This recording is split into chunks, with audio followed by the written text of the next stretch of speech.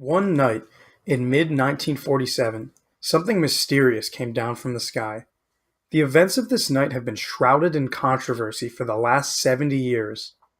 What really happened that night may never be known, but the signs point to something extraordinary.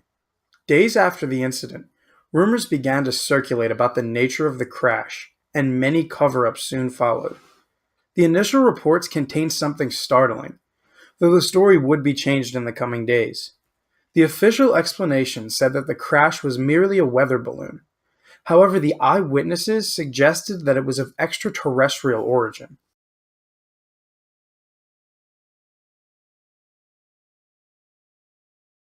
On July 4th, 1947, Mac Brazel, a rancher, went to the site of the crash to collect materials. Later that week, he would take some of the debris to the local sheriff, who would then contact Colonel Butch Blanchard of the Air Force. It was then decided that Major Jesse Marcel would go and assess the crash site. He was told to bring some of the crash materials back to the Air Force Base. Marcel would report back to Blanchard, who then ordered Lieutenant Walter Hott to issue a press release about the event. In this press release, it was said that the Air Force believed they had a, quote, flying saucer in their possession. The Roswell Daily News then ran a front-page story titled, RAAF captures flying saucer on ranch in Roswell.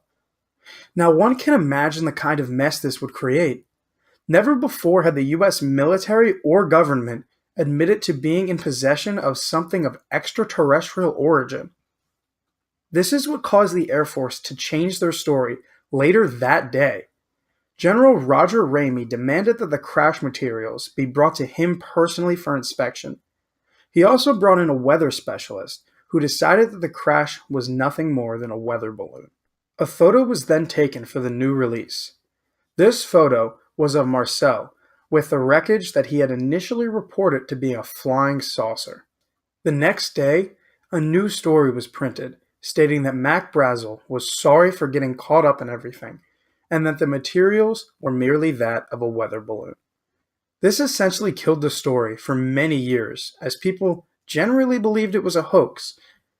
This would all change in 1978 when a UFO researcher named Stanton Friedman interviewed Jesse Marcel about what he saw at the crash site. Marcel said that it was definitely not a weather balloon, and suddenly the controversy was reignited. Marcel said that the debris wouldn't bend or break. There was also a tinfoil-like material that seemed indestructible. Marcel said that he held a lighter to all of the material and none of it burned. There are materials like this on Earth, such as carbon nanotubes. They're not only incredibly thin, but also very tough. They also have uses in many aircrafts. However, it would be impossible for this type of material to be human-made at the time of the crash, because it wasn't invented until 1991. Marcel was quoted stating that the materials were definitely not of this Earth. Friedman then went on to interview others who were very close to the crash, such as Butch Blanchard and Mac Brazel. Friedman concluded that there was a huge cover-up involving the crash, and not only did the government cover up the nature of the craft, but that they were in possession of the materials, the spacecraft, and even alien bodies from the crash. There are a few possible explanations for this crash, the first of which is Project Mogul. This was a top-secret Air Force program which used weather balloons with microphones in an attempt to listen to any Soviet nuclear tests after World War II. In 1994, the Air Force released an official statement saying that not only was the crash a specimen from Project Mogul, but they had initially covered it up. This is rather interesting, considering they admitted covering something up. It proves that they're willing to hide details from the public, and they very easily could have been hiding something much more sinister. One of the problems with this is that those balloons were around 650 feet long. That would leave a lot of debris. The debris found at the crash site did not seem to match any Project Mogul weather balloon. The Air Force also gave an explanation for the so-called bodies found at the crash. In the 1950s, the Air Force used human-like test dummies made of latex and plastic to test parachutes. It was said in the 1997 Roswell report that they could have easily been mistaken as alien bodies. There's one big problem with this, however. These tests took place in the 1950s, many years after the crash. As an explanation for this, the Air Force suggested that with the passage of time, details begin to become compressed and the timeline may become skewed. It's very naive to think that witnesses of an alien crash would mistake the timeline of a potentially tragic and horrifying event. Moreover, every witness described the aliens as being little, generally about 4 feet tall, while the crash dummies were 6 feet tall. This effectively disproves the Air Force saying that the bodies were merely dummies. There were around 600 witnesses of the crash, ranging from military personnel to civilian. For the most part, all of their stories were similar. This brings up the question, why would all of those people lie? Mac Brazel was quoted as saying the crash materials were likely a UFO and not of this world, also that there were alien bodies at the crash site. It was said by part owner of KGFL radio station that Brazel's admission of this was recorded but never aired because they were urged not to air it by the FCC and even a US senator. Brazel would eventually recant his statements about the crash and was soon after seen with a brand new pickup truck, and he began a new job. This seems a little fishy. It was also said that Brazel was detained by the military, which possibly caused him to strike a deal and recant his statements. Lieutenant Walter Hott, in a statement that was only to be read after his death, said that the photo taken of Major Marcel was staged and a complete hoax. He said that the actual materials were replaced by weather balloon materials in order to lay any controversy to rest. Another man, named Major General Lawrence Craigie, founded Project Sign, which was the first government organization solely devoted to the investigation of UFOs. This was just after he visited the Roswell site and met personally with President Truman. The final and most compelling evidence comes from Sergeant William Ennis, who worked at the base where the materials were held. For years he denied the crash being of alien origin, but in 2008 he changed his story and said, quote, "It was a spaceship. After all these years, I still don't know how that ship flew. There was no engine. Before I go, I would like to know." End quote. This is a witness testimony of the craft being of extraterrestrial origin and shows that all this time the government has been covering it up and will continue for years to come.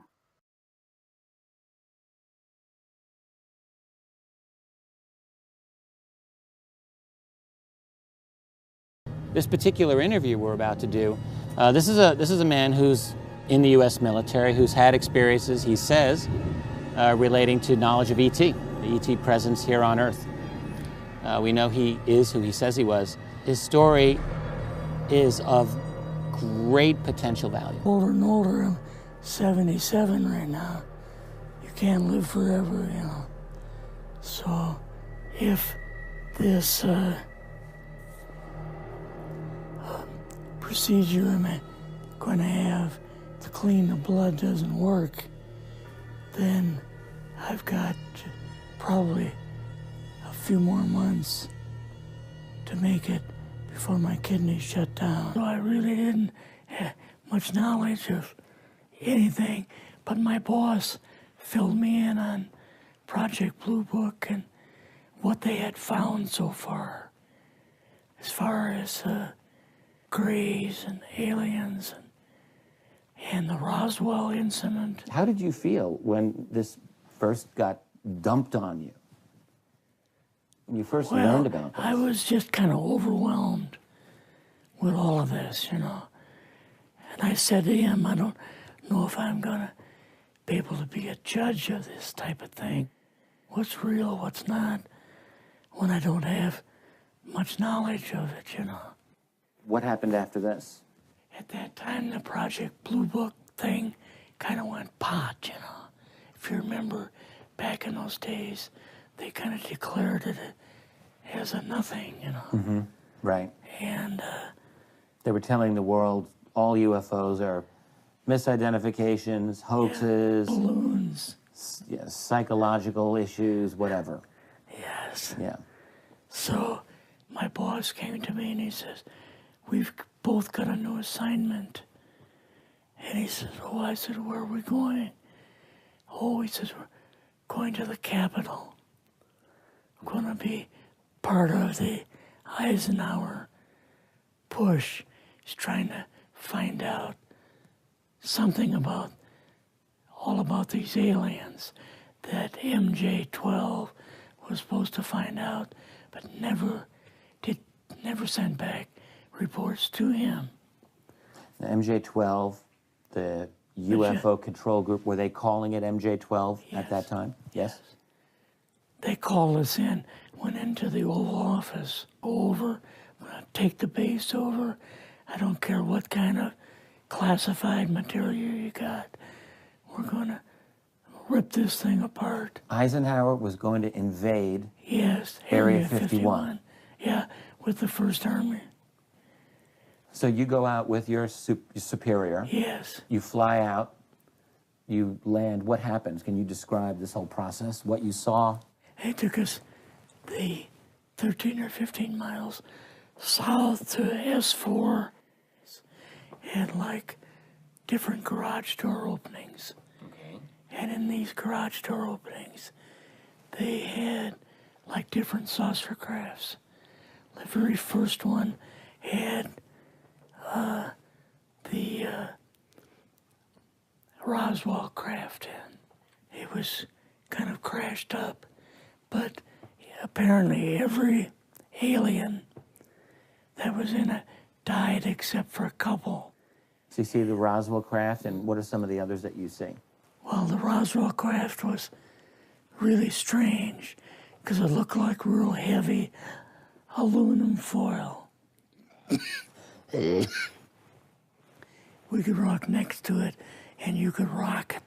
The whole thing probably weighed 150, 300 pounds. Could they tell what the source of power was of this craft? Yeah, it was like a reverse gravitational thing of some kind. In fact, one later on, I got the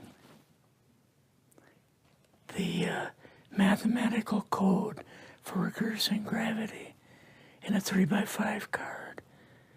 I guess there are different types of grays and so on. How did you see that evidence?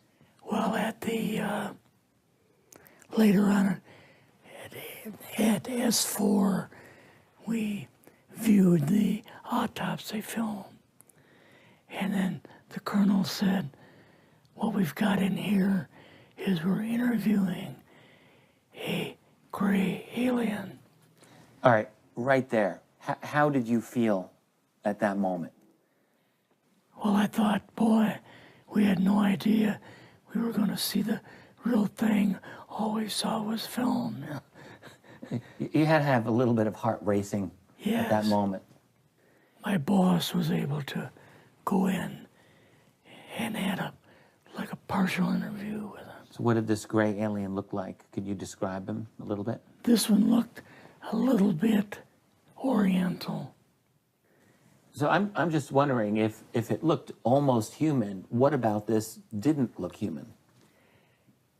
No, it didn't look human as far as the skin tone and basically the shape of it and the size. How was its head size compared with a normal human, for example? Brain was kind of a little bit bigger. And some of the nose was very, very small. And the ears were just like holes. Mouth was very small. Now, what about today? You're going on the public record, and this is still sensitive information, even though earlier you talked about, security oaths that maybe expire after a certain period of 50 time, years. but you're still concerned. Linda Moulton Owl's phone call, her phone was tapped, and they got my phone number, and through the telephone company, they were able to find me, and so on. When they found you, what happened? I was going to a grocery store.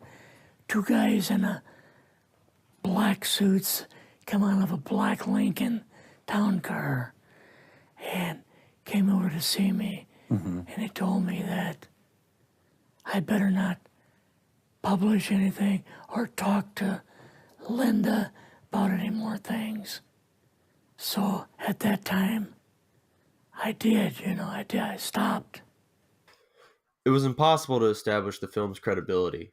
Santilli and Schofield, the directors of the film, claimed to have bought footage from a retired military cameraman in the United States, but they refused to identify him, citing privacy concerns. A private investigator hired by Fact or Fiction's producers couldn't track him down. The following year, Santilli taped an interview with the cameraman, but the man didn't give his name or show his face, even when going on live television. Most accounts regarding alien appearances have next to no differences.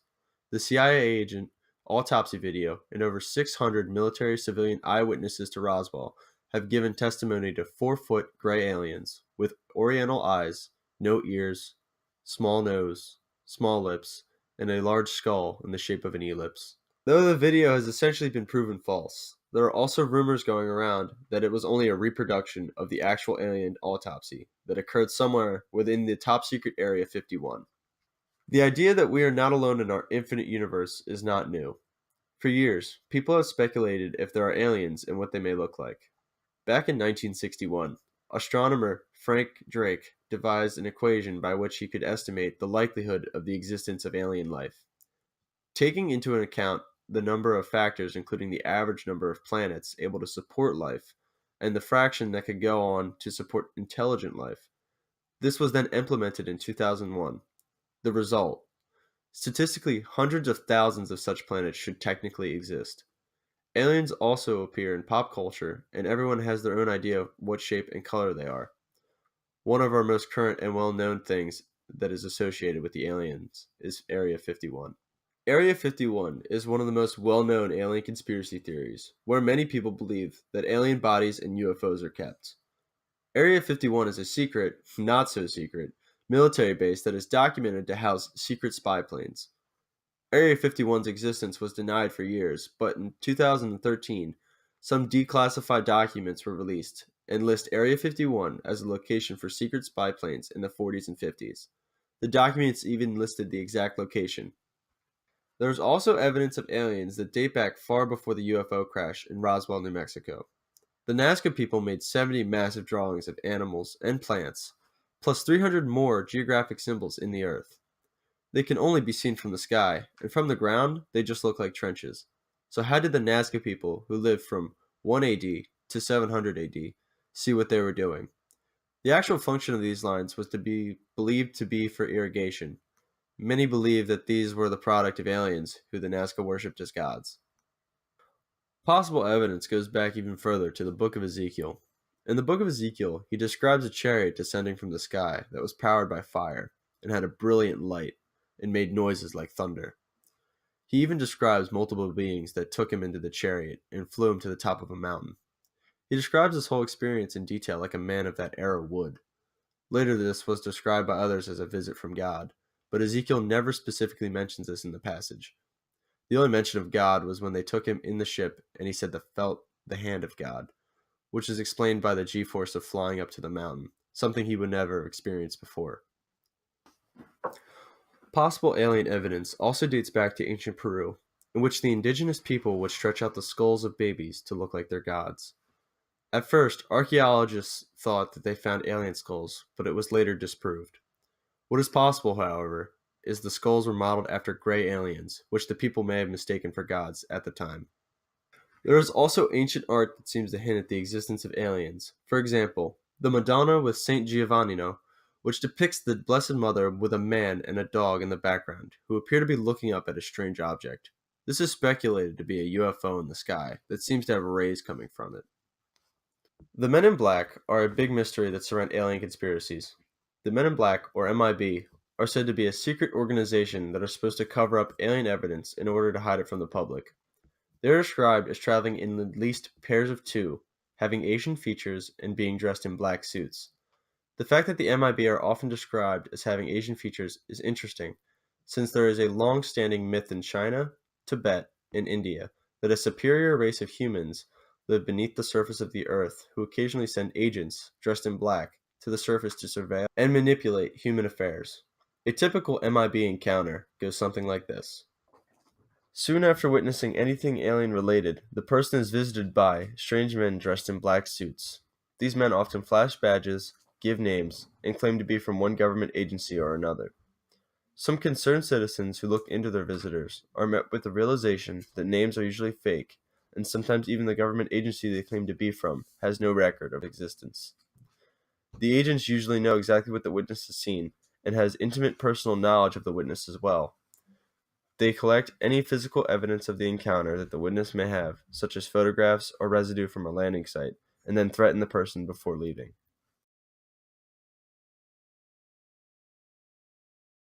On the air, hello. Hello, Art. Yes. Hi. I don't have a whole lot of time. Well, look, let's begin by finding out whether you're using this line properly or not. Area 51. Yeah, that's right. Were you an employee or are you now? A former employee. Former employee. I was let go on a medical discharge about a week ago, and I've kind of been running across the country. Oh man, I don't know where to start. They're gonna they'll triangulate on this position really soon. So you can't spend a lot of time on the phone. So give us something quick. Okay. Okay. What we're thinking of as aliens are they're extra-dimensional beings that an earlier precursor of the space program made contact with. They are not what they claim to be. They have infiltrated a lot of aspects of the military establishment, particularly the Area 51. The disasters that are coming, the military, I'm sorry, the government knows about them, and there's a lot of safe areas in this world that they could begin moving the population to now, Art. But they're not doing anything. They are not. They want the major population centers wiped out so that the few that are left will be more easily controllable. Discharge.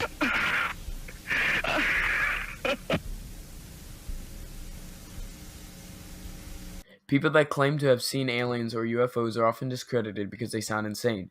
They usually act frantic and panicked, which can be understandable if you have witnessed something thought to be impossible. Most peculiar of all, however, was the fact that during the call, the satellite transmission carrying coast-to-coast AM was lost, baffling Art Bell and his listeners. The equation that astronomer Frank Drake devised in 1961 completely supports the case of alien life. The result, statistically, hundreds of thousands of planets that could support intellectual life should technically exist. While this does not prove anything, it makes the stories of aliens visiting Earth much easier to believe. This all means that most likely aliens are out there and could most definitely have crashed in Roswell, New Mexico. We may never get a definitive answer, but the evidence is compelling enough to suspect that something out of the ordinary did occur and that the government has been doing everything that they can to cover it up.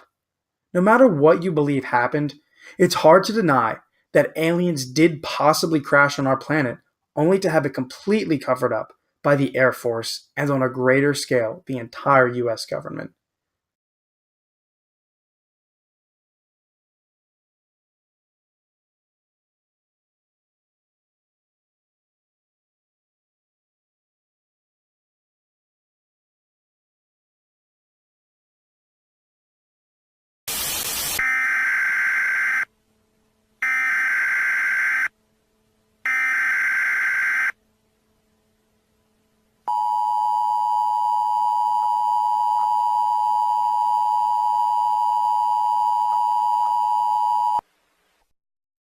We interrupt this program. The United States Civil Defense has issued the following message. At 7 p.m. Eastern Standard Time, multiple unidentified objects were confirmed to have entered Earth's atmosphere. It is speculated that these objects are of extraterrestrial origin. The broadcast will quiet at this time for your safety. Important instructions will follow within the next few.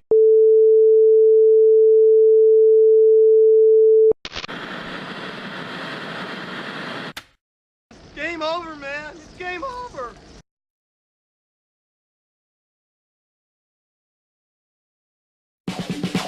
Ocean man, take me by the hand, lead me to the land.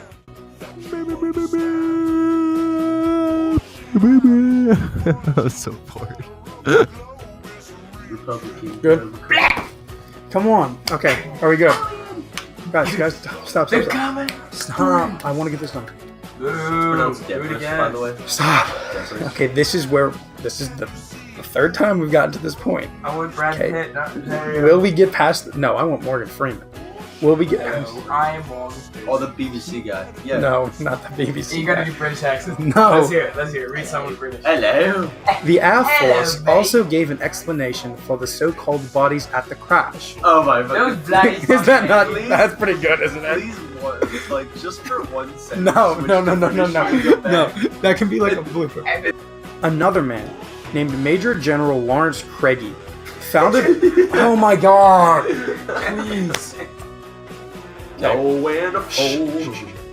Nowhere to hold. Nowhere to walk away. All right. Nowhere to run. Alright. Okay. Fine. To the land that you understand. Ocean man, the voyage to the corner of the globe is a real trip.